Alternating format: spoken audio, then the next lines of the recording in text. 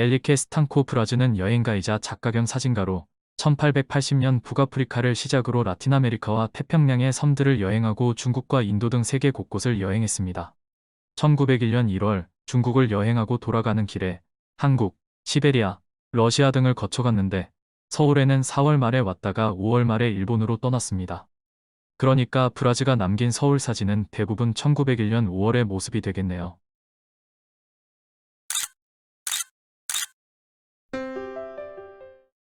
한강에서 서대문 쪽으로 오는 중간 아현에서 동북 쪽을 바라보고 촬영한 모습입니다. 멀리 백악산 아래 경복궁과 응봉 아래 창덕궁이 희미하게 보입니다. 창덕궁에서 종로 3가 쪽으로 뻗은 길입니다. 기와집 앞으로 가건물을 설치해 물건을 진열해 놓았는데 도정거리에는 이런 가가들이 많았습니다. 정비령이 내린 지 몇 년 지났지만 이 거리에는 여전히 가가들이 남아있네요. 서대문 앞 도로는 가가들을 정비해 말끔한 모습입니다. 정리된 도로의 수로와 전차선로가 반듯하게 뻗어 있습니다.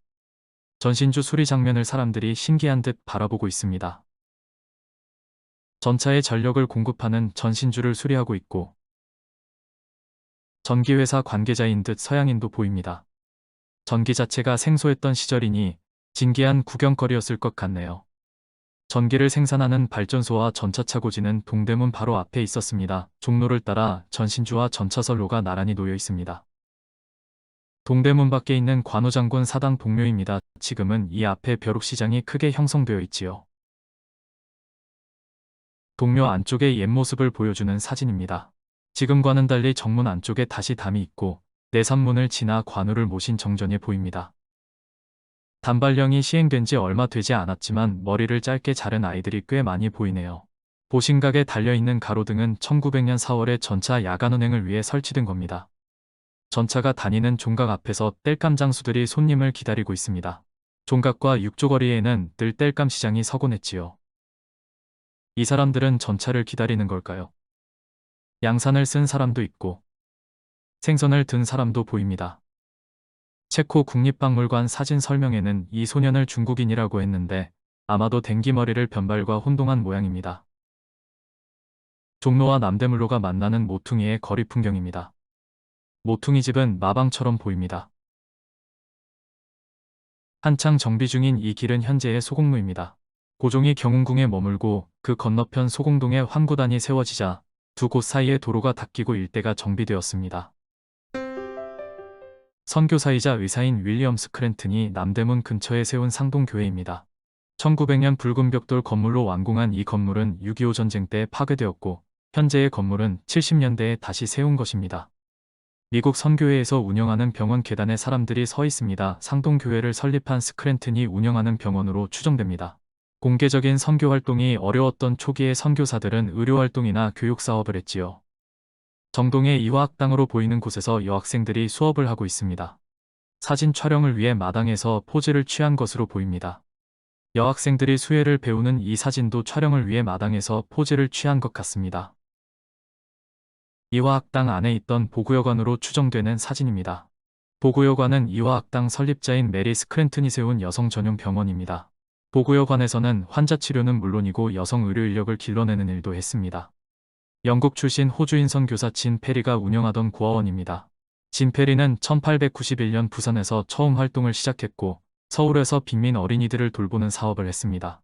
특히 맹인들을 돌보고 교육하는 일에 헌신했지요. 기독교인 가족이 마루에서 성경을 읽고 있습니다. 세간살이를 보니 제법 여유가 있는 집 같습니다. 두 소녀가 절구질하는 모습을 보여주고 있네요.